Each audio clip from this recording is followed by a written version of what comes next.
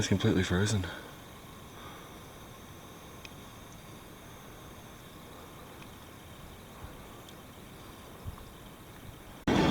Hi, my name's Brian, and at the start of 2017 I decided to trade my job for a backpack. These are my adventures.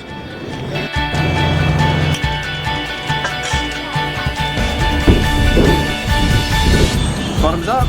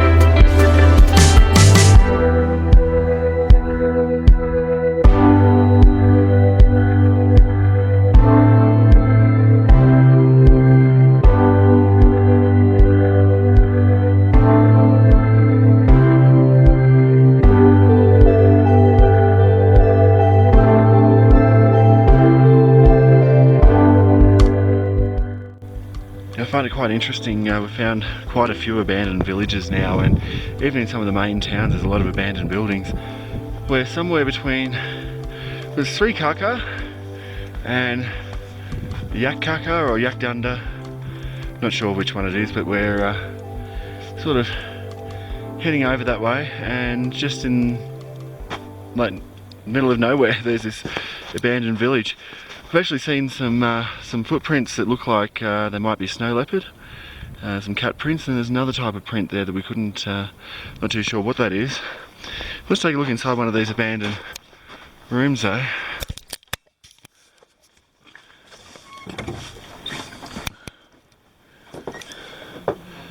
Just very, very simple rooms. Place to sit, maybe make a fire.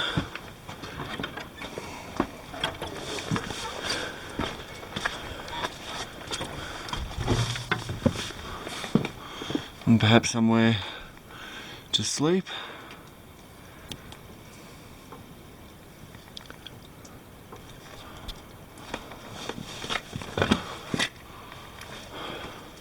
It's interesting because they have new wooden doors, but they're built out of traditional sort of rock and mud. Let's take another look at that view.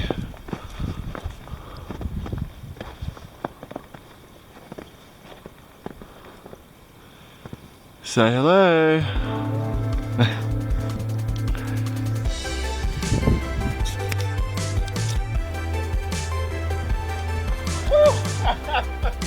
Try again.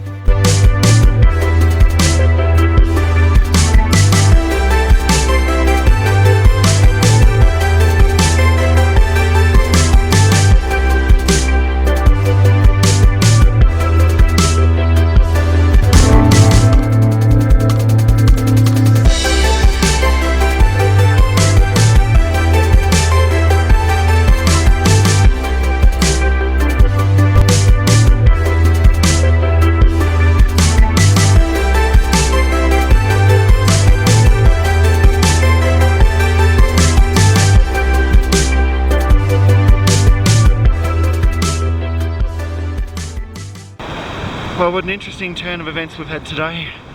It's been a very, very tough day. We both woke up, we weren't feeling the best, affected a little bit by the altitude. And we stayed in Sri Kaka last night, and the altitude there was 4,050. Now, Moses was not feeling too well. I was not feeling the greatest either. But Moses had almost made his mind up, he wanted to go home. But we pressed on, and we started to head down. We thought we'd go to the next town, and instead we went across to Yak Kaka. Now Yak Kaka is also 4,050 meters, so it was the same altitude that we stayed at in Sri Kaka last night. However, it was a very beautiful, actually, it was a very beautiful walk. It was a bit tough in areas, very, very slippery today. As the snow was melting, the path was very wet, very slippery. But it took us up. We went through an abandoned village, we went up and sort of around the mountain to get down to Yakarka. So it would have taken us to probably about 4,300 metres, which means that when we came back down to Yakarka, we've sort of already been up a little bit higher and come back down. Now when we arrived, we were actually feeling like we had a little bit of extra energy and feeling pretty good, and so we've continued on to Lida. Now Lida is 4,200 metres. Now that means that we've made an altitude gain today at 150 metres, which is very small.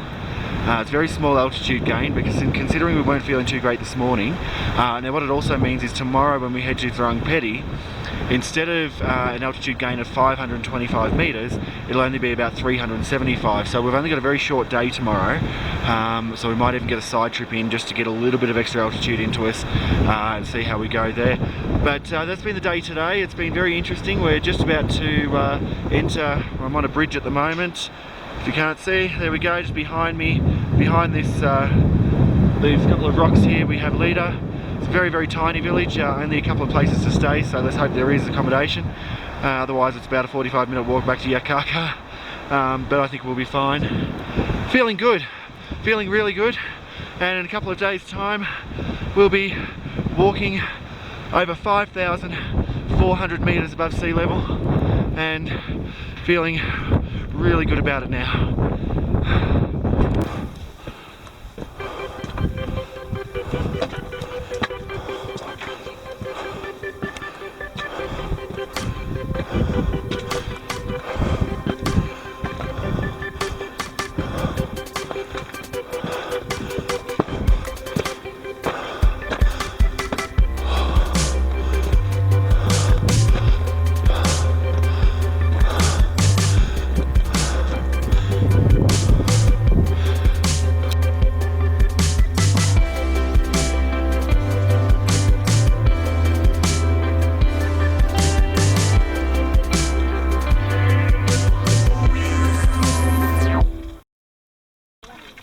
Good morning.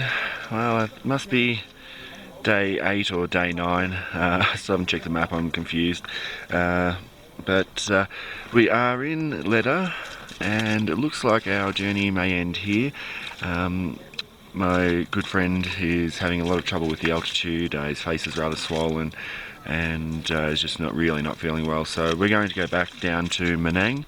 It should take us a few hours to go down there. We'll drop probably about 600 metres, and I'm sure we'll be feeling better after that, and then we'll decide. We definitely won't be making it through to the pass, unfortunately, but we'll decide what to do from there. The main two things that he wanted to see were Muktanat and Jomsom, so we may be able to get a flight up there to see those, or we'll work it out on the way down to Manang. But safety first, and unfortunately this is where we will end the Annapurna Circuit.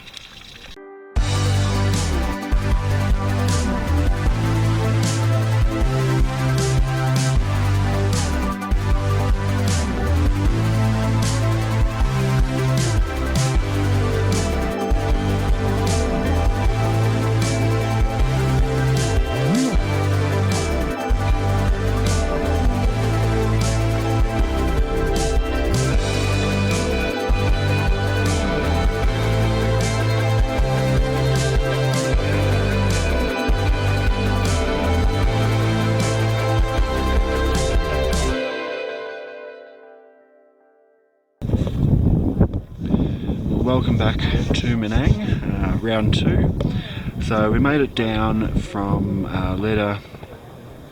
Took us quite a few hours to get down. Much of the journey was feeling rather weak, and so I carried both bags for much of the trip. So it was a very tiring day. But very glad that we did. We stopped in at the Tourist Information Centre, which also has a has a health clinic as well, and he spoke to the doctor there. So it's a good thing that we did come down. The thing about altitude sickness is that it can affect anybody. Moses is in very good shape physically, and he's Nepalese, so I think he sort of felt like he might be a little bit invincible, but it can affect anybody. So anyway, I stopped into the tourist office. Now the tourist office is actually a really good source of information on some of the local area as well. As I mentioned last time we were here, last time we were here it was snowing, so it's a very different view today and everything looks different. The town here in Menang has a lot of shops, bakeries, which is, by the time you get up here you see a bakery and it's like a kid in a candy store. It's just quite incredible. To get back on point though, the Tourist Information Centre has a lot of information on the local areas and some of the side trips that you can do while you're here. Most people stay here for 2 days.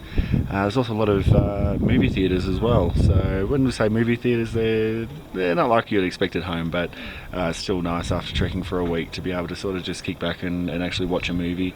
Most of the movies they have are on the Himalayan ranges, 7 Years in Tibet, Everest, those sorts of movies. Caravan is a very good movie I'd recommend if you haven't seen Himalayan Caravan.